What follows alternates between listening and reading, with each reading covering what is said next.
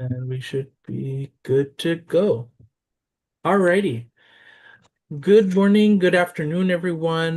Thank you for joining us this morning and afternoon at the Interfaith Center. My name is Tahil Sharma, and I am the program director.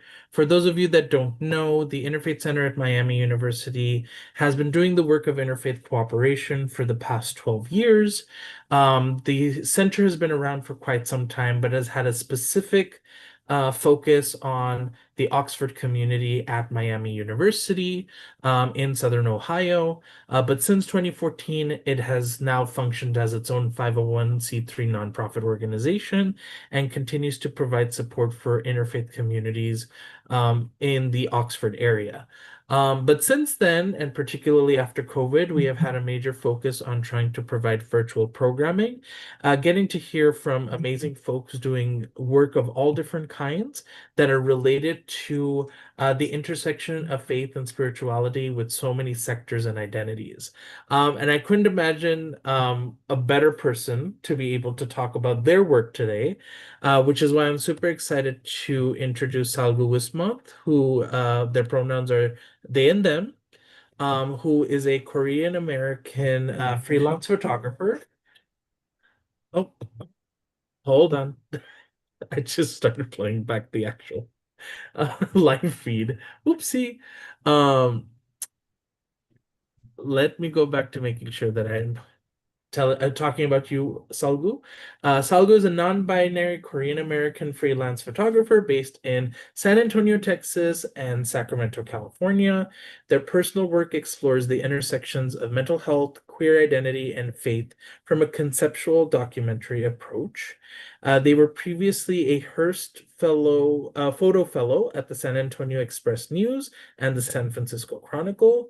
They have many accolades that precede them, including being featured on the New York Times, the Wall Street Journal, NPR, Texas Tribune, Cal Matters, and so many other publications.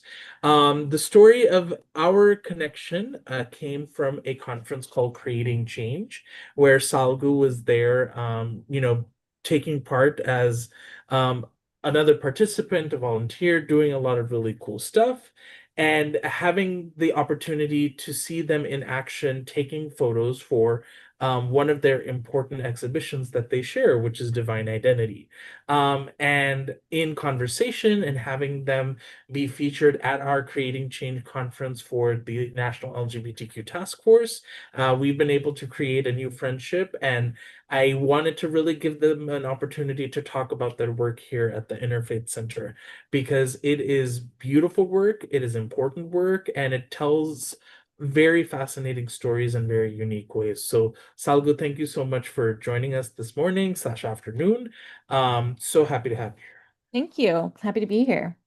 Yeah, and I just want to jump in and get started by asking more about you and who you are. What brings you to this work, and what inspires you to really see this sort of nature of like hybrid photography and storytelling as something that brings out the best in you? Yeah, well, as you mentioned, I'm a photographer. I'm based here currently in San Antonio, Texas, and I'm originally from Sacramento, California. And my background is in photojournalism in particular. I've been working in as a photographer for different photo outlets since I was in college. I joined the student paper there because I wanted to take pictures. And so that was my introduction to photojournalism. And I kind of did a few other things after college, but found my way back to studying photography and photojournalism in grad school. I actually went to Ohio University in Athens, so have some ties to Ohio there. But um, yeah, I just have always loved taking pictures. I was just talking about this the other day with a friend, but when I was in high school, I took this darkroom photography class, and if you've ever been in the dark room, it's just magical. You're like developing the photos and you put them in this tray. There's like four different trays you have to put them in to do the chemicals to make the photo. And as you put it up, if you put it the paper face up, you can start to see the photo appear in front of you, kind of like a Polaroid if you've ever taken a Polaroid photo. And it was just really neat. And I just fell in love with photography. So I've been doing it since then. And so kind of circling back to this particular project, um, I I personally identify as non-binary and queer and also a person of faith. I grew up Catholic and spent a lot of time in church youth group spaces in middle school and high school. Was pretty involved throughout my undergrad years and as a young adult. But at some point later, when my young adult years, when I was kind of figuring out my identity and kind of coming out to myself and exploring that, I took a break from going to church just because I needed space to explore my own identity. But I always still, had a spirituality and had a faith practice. I just did it on my own or in different spiritual spaces than what I grew up in. So with this project, I wanted to highlight queer people of faith, and I've always had friends who were queer and people of faith, queer and Christian, queer and, whatever religion there might be. So anyways, that's kind of how this project started.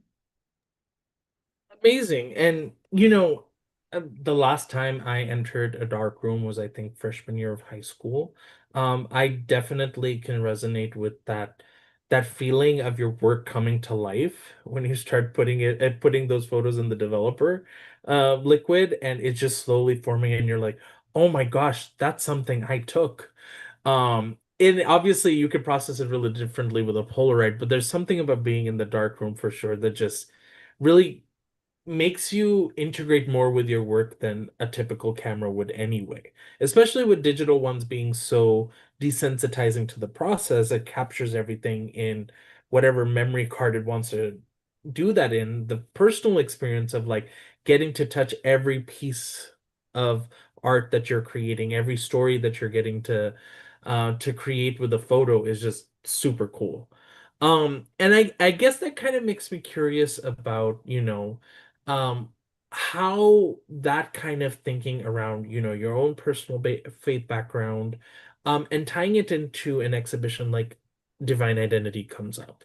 What did it mean for you to tell the stories of queer and trans people in such a specific way, especially when, we know that faith communities have a major struggle when it comes to the conversation of being LGBTQ? Yeah, I think that I'll start with me personally, this project kind of started from my own journey of wanting to share stories of people that were both queer and spiritual because I knew there were plenty of them. I myself being one of them, but also in particular, I remember this moment where I was doing this project when I was in grad school for this LGBT journalism conference as a student, and you go to the conference and you report on a story, and I was just kind of brainstorming what I wanted to write about, and I just had this question pop into my head of I was wondering if there's any trans priests, in particular Catholic priests. And, I knew there would be, but I didn't find one that particular summer. That town I was in was Philadelphia, and I found a trans rabbi who I did a story about. And after I did the story, I was like, "Oh, this is kind of cool. Maybe I can make this like a theme and like find more faith leaders of various backgrounds who are, trans or non-binary." And so it kind of all started with that question. And so, circle back a few years later, when I was starting this project, I did find a Catholic priest, a non-binary Catholic priest. Their name is Reverend Corey, and they were ordained in the women's priest movement, which is not technically recognized by the Vatican, but they still would consider themselves fully ordained priests. And so that was one of the portraits that I took early on in this project. And so I think that kind of was a cool moment for me to find that mentor leader to look up to. And I think that resonates with a lot of people because I think there's some joke about the biggest religion is ex-Catholics these days or something like that. You know, a lot of people have had some kind of touch point, in particular with Catholicism as well as other religions. And so I think for queer and trans folks to see a priest who is also queer and is also trans, like, can be really affirming to folks who have any kind of connection to that particular faith. And so yeah, for me it was kind of like finding that for myself and then also wanting to shed light on that for others, especially, you know, right now with a lot of our political context, you know, there's a lot of anti-trans and anti-queer laws and discrimination and things going on, especially here in the US. And unfortunately, a lot of that rhetoric is motivated by a certain very narrow religious doctrine. In particular, you know, a lot of Project 2025, which comes from Christian nationalism, you know, is prescribing these certain directions in our politics. And so, unfortunately, even if you're not religious, you're if you're queer, you're still affected by other people's religious beliefs. Um, you know, to the point where your rights can be affected. And so I think I wanted to tell positive and nuanced stories of people at these intersections, that there are lots of people that are queer and also spiritual and that they are compatible.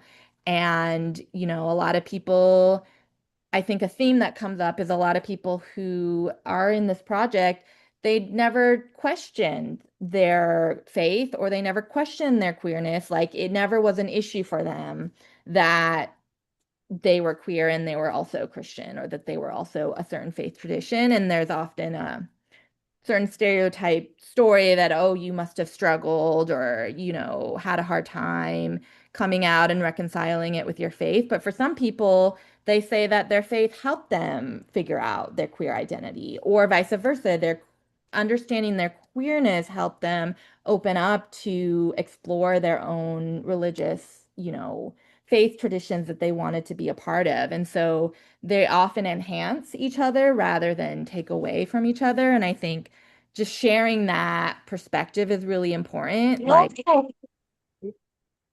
telling those stories is really important. And so that was kind of the back a little bit about that for me. And I'm happy to share some photos as well while I'm talking if that makes sense to do. Let me Yeah, just please. share my screen here. Um, let's see, present. Okay. Can you see my screen? I Okay. can. Okay, Mhm. great. So, yeah, so here's the photo of Reverend Corey that I mentioned, the Catholic priest. They are non-binary and they were ordained in the woman priest movement, as I mentioned. And yeah, and I'll just kind of scroll through them as I'm talking, but yeah, feel free to ask the next question if you want. Yeah, getting to think about, how you're looking for folks to be a part of this, series. Um, One of the questions that immediately comes up to me is, what is that process for you to find who you would consider like the right folks to be a part of an exhibition like this? It may not be a right choice of words to say the right person, but what really invites you to see this person as someone that can be in this exhibition in this way? And what is your process for also thinking about the ways that they're represented in the photos? Yeah.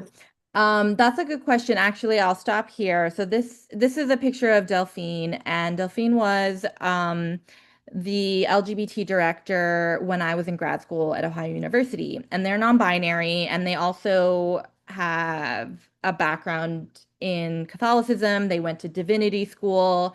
They are a person of faith, and they were very kind of an influential mentor to me during my time in school. And this photo was the first photo I made for this particular project. I had I had taken portraits of them for a different story and was sending them some images because they wanted to share them with their family. And I kind of was just inspired to, while I was editing this image, I was like, what if I made it, like an icon? So I edited it in Photoshop and I sent it over to them to ask if they were okay with that. And they said they loved it and they thought it was great. And so I was like, this is what I want to do. This is the approach I want to take in telling this story. And I had been thinking about wanting to do a story, like a portrait series of queer faith leaders or queer people of faith, but I wanted to have some kind of style or voice to tie it together.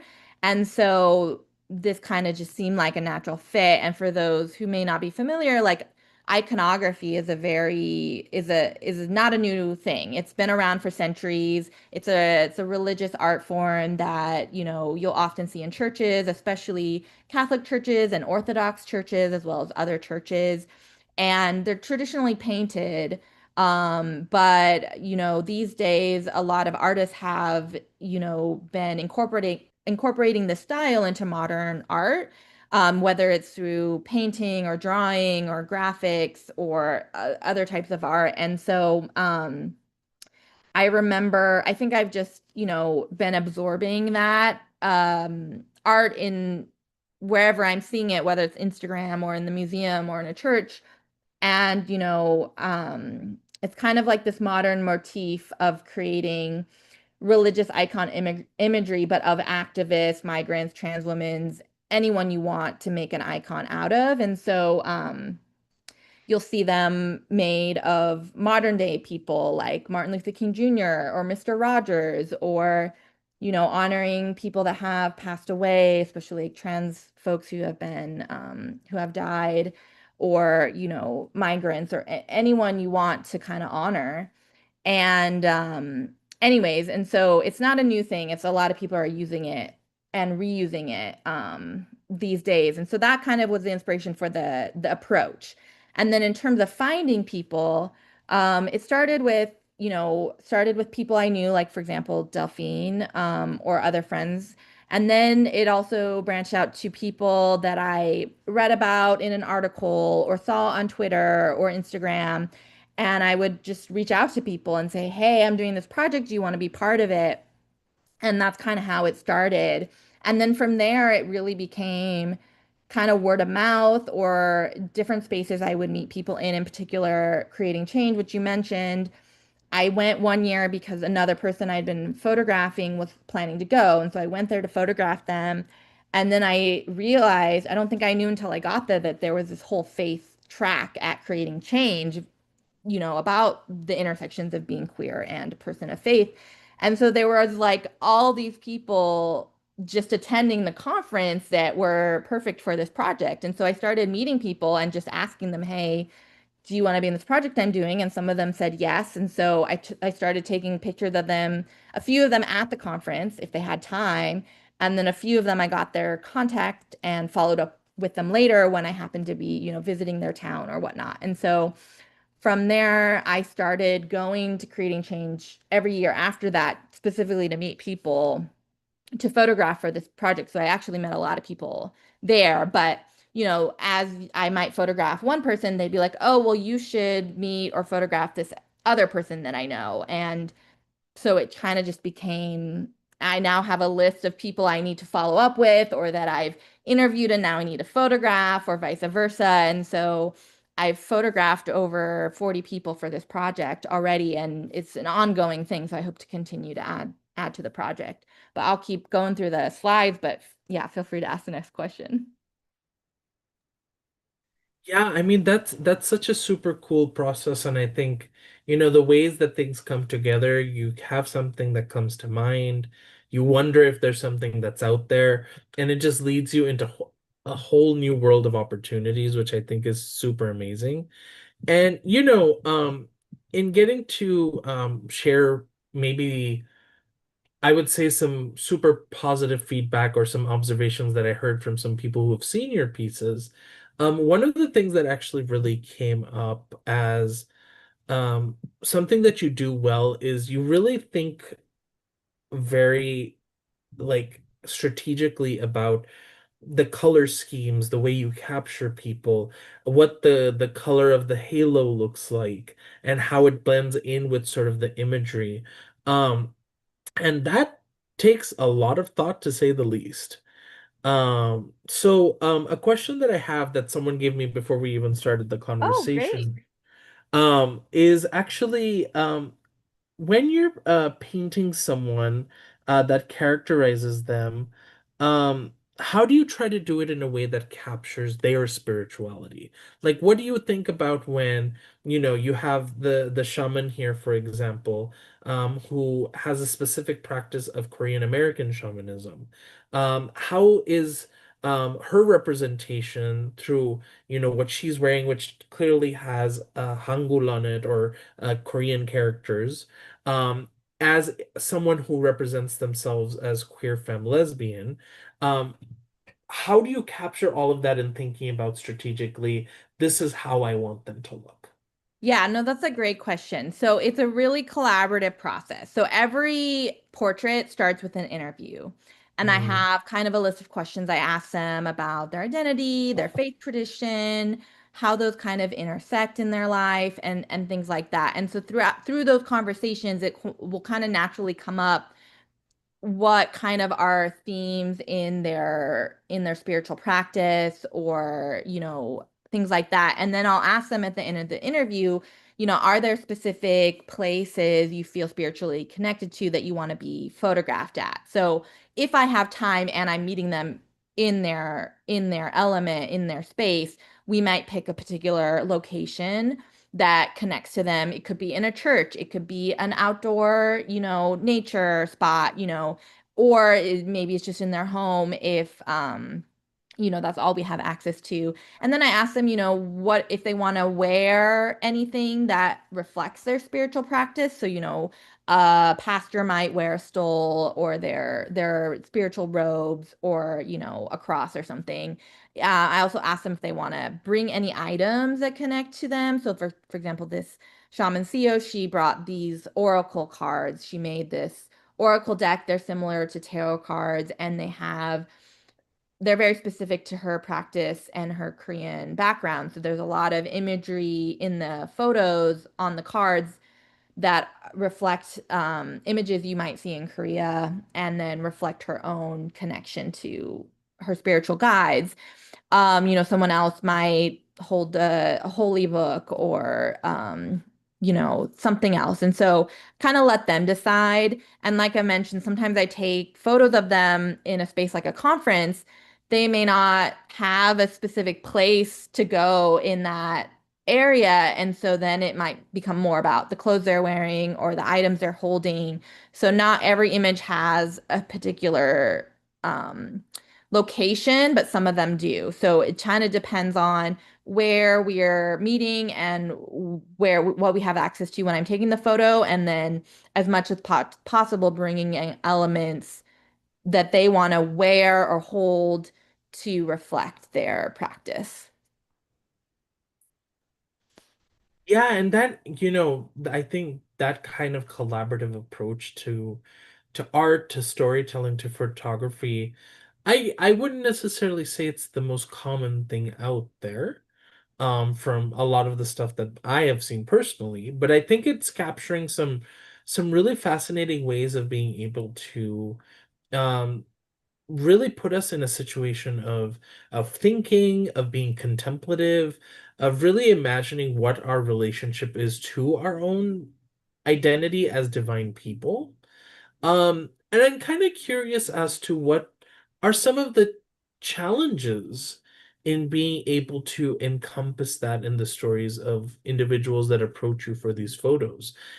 Because I imagine that, Reverend Carrie, Candy, Reverend Corey, the shaman, so many of the other folks who you capture across traditions, probably have a certain way of how they think about themselves, and then they see themselves in the form of an icon.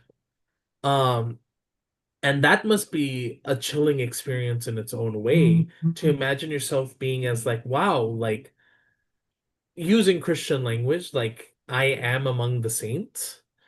But in a way that makes you feel very different because you would not imagine yourself or anyone that identifies similarly to how you do to be in that kind of venerated position.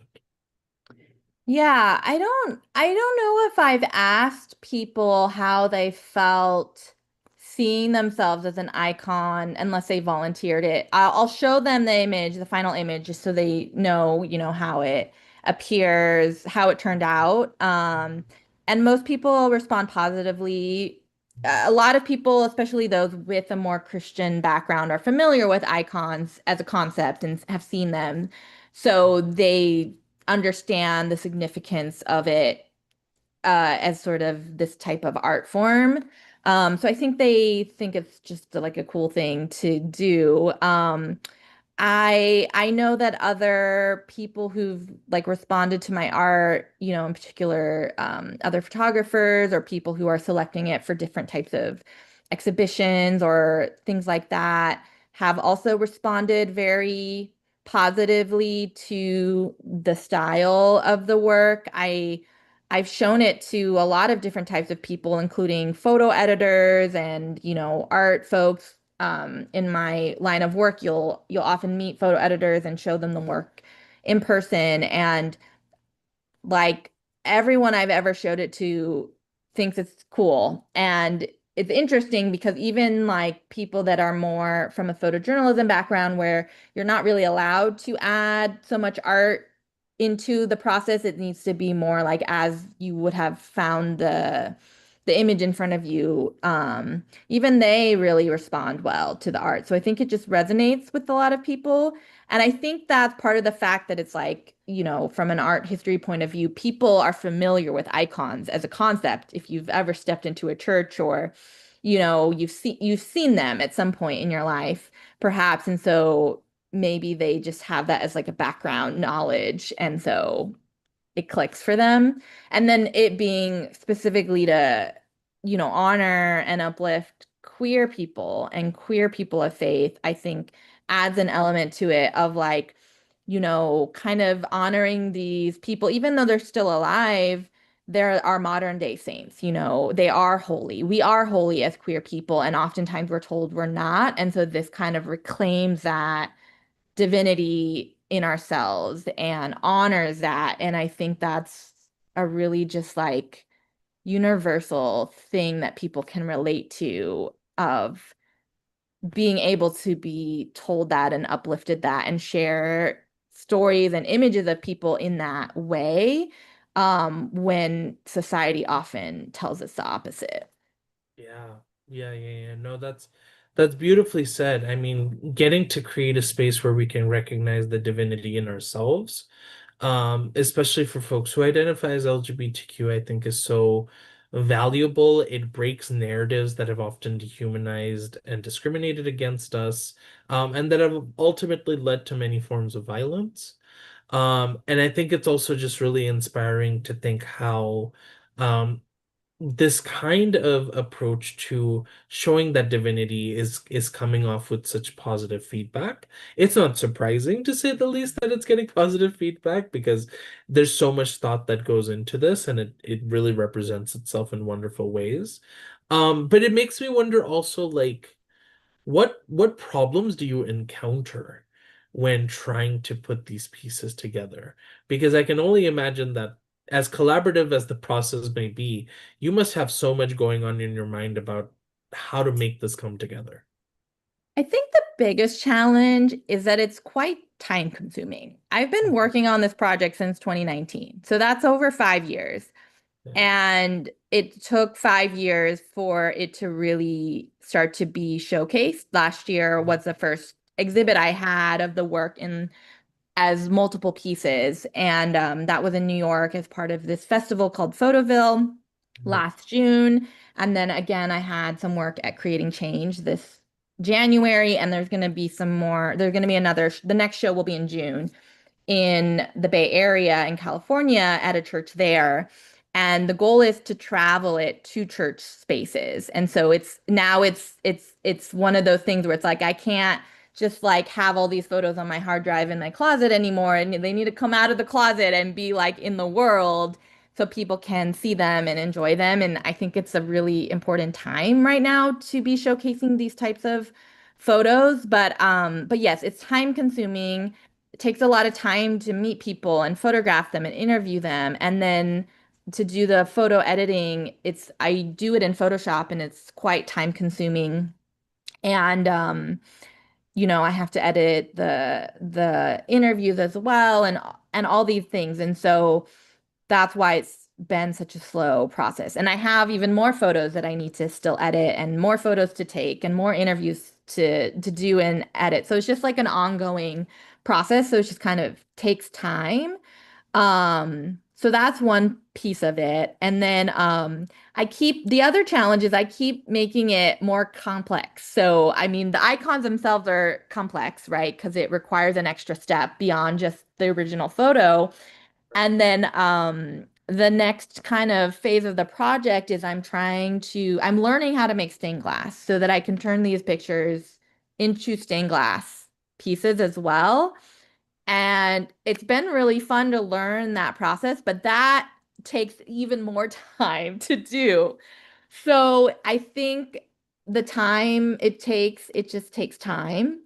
But luckily, most people who have volunteered to be in the project are very honored to be part of it, excited to share their story. I always kind of try to double check with people before I publish the work that they're still okay having their story published. And so far, only like one person has opted out for reasons, but most people are like, yeah, I want to share my story and they want to share it publicly. And so that really speaks to, I guess, the need for people to want to share these stories and also see these stories. And, I think that's really special. Yeah, there's something really profound about that, I think, because as you're thinking about the best ways to sort of piece this together, walking along with the process of each individual and seeing how their story is being told or being represented through these photos, and then just trying to bring in the element of glass work like that. Stained glass work for these images would be so cool to see. Yeah. Um, and I can only imagine how much harder that makes it for yourself. But I think that just only speaks to your passion about this project, Yeah. and how invested you are in being able to capture, display, and memorialize how these living saints mean a lot to us. Yeah. And I was gonna say, it's interesting because, for me, doing art is like how I connect to my own spiritual practice. It's always been one of my prayer languages. Like I used to do music in church. I would be part of the choir, play the guitar in the band, or sing, that was always my way to connect. And then, that evolved into other forms of art, including poetry, including photography and things like that. And but so I've always been I guess it's my way to connect, my own way to connect with the divine because oftentimes my art, my ideas for my art don't just come from me. Like they're like divinely gifted to me. And I Mhm. think this is like one of those projects that was, that I was able to channel in a way and there's a need for it and there's people want to enjoy seeing and reading the stories and so I think that's really lucky and even with like the stained glass part of it like I was like oh maybe I can get that together for this year and I had to really like sit and reflect and realize okay it's not going to happen this year but that's okay I can still distribute the photos this year Mhm. and Mhm. continue to learn and build the stained glass piece for like a future year and so being able to like you know, reflect on those things, even in the process of making the work. And having it complete in different forms. Yeah, it's just it's my way to like be connected to spirit. Yeah, and in talking about sort of the stained glass chapter of this project, I guess I want to be able to explore a little bit more with you about, what is the future of divine identity? What does it look like for you to keep carrying it on? What does it look like for you to expand your portfolio of people who get to be represented? Because I know when you and I spoke, there was a desire to potentially involve more folks from Eastern traditions, and there's never a there's never a low number of folks that could be represented across traditions for something like this. So yeah, where do you see the project going, and what do you hope for it? Yeah, like on your point, the for me, what I want to do with the project is really showcase and highlight as many different, backgrounds as possible, whether they're faith backgrounds, whether they're queer or gender identity backgrounds. I want to show, the spectrum of folks in this intersection of people. And so for example, this photo is someone of who has more of an earth-based practice, or there's, there's people from more what we consider traditional religious traditions we may be familiar with, Christian, Jewish, etc. But then there's people from traditions that maybe are not as mainstream, like paganism or shamanism or Buddhism or things like that. And I want to make sure to include other traditions that I haven't been able to include yet. And so that's really important to me to show because we often think about Christian traditions in the US because of how connected it is with the US history and then in particular with like the laws and things that are motivated by that particular belief. But, other faiths have their own various belief systems as well. And some of them are very open to queer identities and gender identities and things like that. So being able to showcase different types of traditions is important to me. And so yeah, so that just takes time. So yeah, being able to continue to connect with people who want to be part of the project. It doesn't really have to have an end date, but include those folks. The other thing is presenting the work. Like I mentioned, it's starting to be presented this year. It's going to be traveling to different church spaces, in particular, starting in June at a church in California. And then I'm hoping to have it visit other spaces from there, spiritual spaces, back in Sacramento, where I'm from, here in Texas, where I'm currently based, and then hopefully other locations as well. And I think that's important too, to sort of like reclaim spiritual spaces as safe spaces for queer people because in the past there has been a lot of church harm upon the queer community. And I think we need to this is a way to kind of facilitate maybe healing among the religious institutions and the queer community. And also for religious institutions who still have work to do to make their spaces affirming and open and accepting and welcoming to the queer community, to also read these stories and see what it's like for them. So I think it's beneficial to kind of all sides. So yeah, so continuing to photograph more people of different backgrounds, starting to showcase the work in different church spaces. And it's not limited to church spaces, but it can be in conference spaces, it can be in, queer spaces as well. But just, share the work more and then like I said, eventually add the stained glass element, which I think will be really neat. And someday maybe it'll be a book, but I think I'm not quite there yet. I still have more to gather. And then another element that I really want to do, and I haven't quite done yet, but I want to create prayer cards of these photos. So if you're familiar in a lot of Catholic traditions, you might see those little tiny cards that are like three, business card size, and it's got a picture of a saint on one side and like a prayer on the back. And it's yeah, they're holy cards or prayer cards. So I think it'd be really cool to print those of these images with their words or something. Because another element of the icon sort of art philosophy is that, someone told me once that, when an icon is created and blessed, that the idea is that person in the image, usually the saint, is can sort of be there present with you in a sort of metaphysical way when you're, meditating in front of the icon or being prayerful. And so I really like that imagery. It reminds me of like a Harry Potter portrait of like, the person can sort of visit you when you're like looking at it.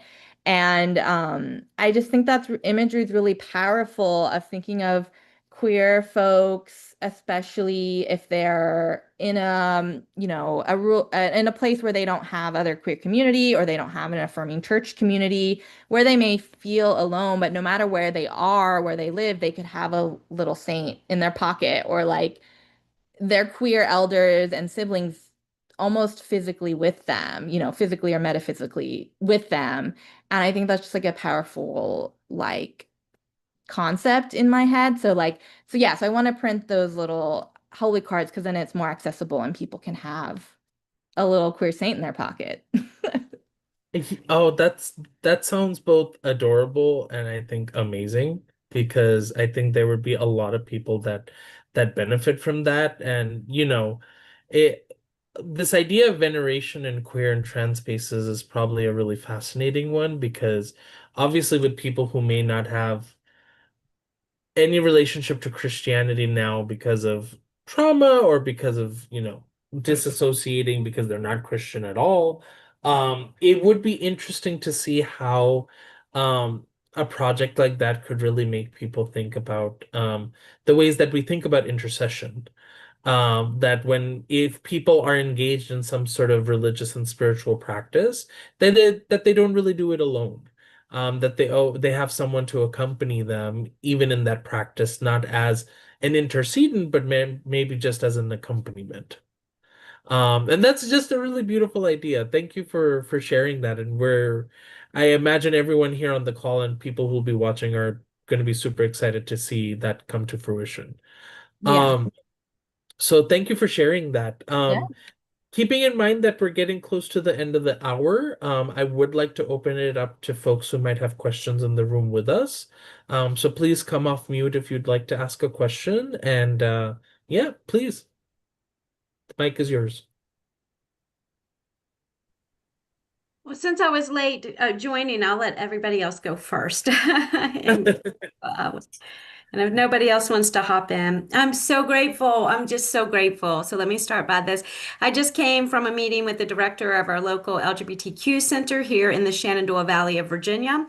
I am in seminary at Eastern Mennonite University, pursuing a master's of theology with a concentration in culture.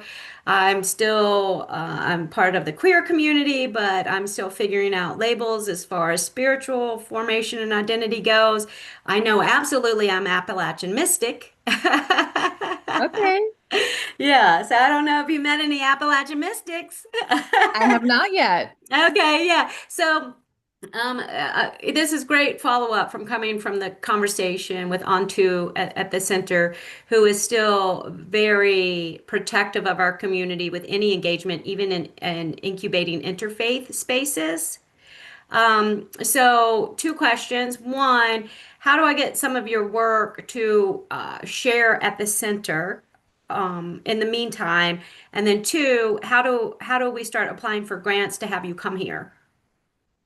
I love it. Yes, both of those are a yes. Yeah, you can Okay. reach out to me. I didn't put my email on here, but I can put it in the chat. Okay, And then great. Yeah, reach out and we can Okay. talk for sure. Wonderful, wonderful. Yes. Yeah, because I'd love to bring you into the some of the or the oldest mountain ranges because we're so attached to land here. We're on the ancestral lands of the Monacan Indian Nation, who I'm also Mhm. doing some collaborations with, who are currently transitioning along with the rest of us into difficult conversations with their history with the Episcopal Church. And so there's a lot of things going on right now here in our area. And being aware of all of that, trying to organize spaces that I know that I have the support to keep safe and while engaging in other spaces that are led by Indigenous or Black community members. But I'm just so grateful for this. I love how spirit moves to make the connections, to Yeah, bring comfort definitely. and gentle correction and community to us. So, yeah, thank you for the email. Definitely. Okay, you put it in the chat. Excellent. Yeah, I don't know if other folks have questions in the room. I know one of the folks in particular is at work right now and cannot say anything, so we'll just keep it at that. Um, but one more question that I think just comes to mind for me, Salgu. And I pose this question because it always makes me wonder how much of the artist, the photographer sees themselves in their work. Would you imagine yourself being put into an image like the ones you create? Ooh, that's a good question. I have not yet done so. Mhm. Um, but maybe someday. I sometimes, being on the other side of the camera, I'm a little shy to have myself be the one put out in front, but maybe I'll get there. Yeah. Yeah. It's always a question of, art becomes real life. How Yeah, does real become art? yeah. And it's always just something really interesting, even when it comes to maybe some of the relationships we have with faith, where like, giving ourselves a divine identity seems like a difficult idea. And how far that might go for for some people before it becomes an ego problem. Right. Um, Definitely. so it was just something that I was thinking about that I'm like, I wonder if Salgu would consider doing that for themselves. That would be really Yeah, fascinating. I do have a very strong self-portrait practice. A lot of my work started that, so it's not without outside the realm of possibility. Okay, right on, right on, right on. Nikki, Wendy, I don't know if anyone wanted to ask any more questions. We still have several minutes. Well, yeah. Well, I guess I can go back to the issues here in my own community and the value of bringing art in, so that when like words and conversation and bureaucracy and doctrines, when everything else fails, having art come into the community seems like much safer introduction to my queer community and to spiritual spaces that can be shared and honored and saved. So how do you get into queer spaces and offer like safety first? Do you just show your art and automatically that relationship is built? Because someone who only has dialogue at the moment to share, like it's still like, I don't know. We'll have to see what you do with it, that kind of thing. So is your art kind of like a foot in the door that comes with a certain sense of safety that makes it easier? Are you wanting to invite people into your spiritual spaces, or you want to be in dialogue with queer people in their spaces? Yeah, yeah. Well, as someone from the queer community, I Mhm. simply want us to be able to share our individual spirituality, because Mm. I'm outside of churches. I've been kicked out of I've been kicked out of all the organized spiritual spaces myself. So I'm just kind of like a lone wolf. Well, not really a lone wolf because, I do have Appalachian mystics all over and am engaged in a really great program at EMU that's the intensive English program. So Mhm. we do a lot of things that are open. Like we have a newer Muslim community here that had their Ramadan iftar meal and invited us into that. And but very specifically with the queer community, I'm just wanting for them to be able to see an embodied spirituality publicly that feels like something they belong to. Yeah, that's a good question. I mean, I think just with art, the great thing about art is, sort of a universal language. Like you just have to make a space for the art, whether it's in a church space or in a queer space or outside, and showcase it and invite people to come and they'll, interact with it however Okay. they interact with it. So I think it's about creating a space to share the art, is a first step. Okay. Like I mentioned, the art show that I had last year in New York, it was an outdoor exhibit. So they were photographs on a big banner on a fence in a public park. And Uh, so anybody could see it any time of day outside awesome. walking by. It was totally accessible. So there's a lot of ways to share art and allow people to interact with it or engage with it, on their own time if they want Yes. or not. So, there's art doesn't have to be in a gallery to be showcased. Okay, that's wonderful because I identify as Appalachian, but because I bought a Habitat for Humanity house many, many years ago, they moved me into the closest city to where I was living, which is Stanton, Virginia. And Hmm. Stanton, Virginia has an amazing history and some affluence, lots of affluence, and they're well known for the arts and music that they do here. So I think it's going to be an amazing fit for us to collaborate on something to bring your work and hopefully you here too in some aspect over the next year. And again, I just want to say I'm so grateful to have this opportunity to hop on and be led by spirit to other mentors that can guide me into community. Thank you. Yeah, thanks for being here. Yeah, and Nikki, I think to sort of renew of some of what Salgu was saying, I think it's so important also that we're inviting more intentional conversation in LGBTQ spaces around sort of that grappling with faith and spirituality. Um, Not in any effort, of course, to try to convert anyone or make Right. them feel unsafe, but to always give them an opportunity to say that there's always a way for you to find something bigger, whether it's a purpose, whether it's a spirit, it's an interconnectedness, or whether it's something divine. Mhm. And that they should have the conscious choice and ability to be able to engage in those conversations in an environment where they don't feel apprehended for having belief because of other queer and trans folks, and they Mhm. don't feel apprehended for being their with their sexual orientation or gender in faith spaces. Mhm. And sometimes it's just a matter of trying to help introduce something that inspires a facilitated conversation and Mhm. that allows them to be able to say, oh, okay, maybe I can talk about this. Yes, wonderful. Mhm. Well, I just wanted to make sure to give one more chance to folks if anyone else wanted to ask a question or say something. Um, because I am very grateful, Salgu, for the opportunity to, showcase you and your work. I think the center really appreciates what you do, and clearly others who are attending this call or watching us on YouTube are appreciating what you do. So it'll be super exciting to hear where you'll be showcasing your work next. And yeah, I would say that there may be some potential opportunities to consider showcasing your work in different parts of the country. So I'm glad that people can look you up on social media, find out what you're doing, and get in touch with you to see if they can show your work accordingly. Yeah. So, um, just on behalf of the Interfaith Center, we're so thankful for your time today.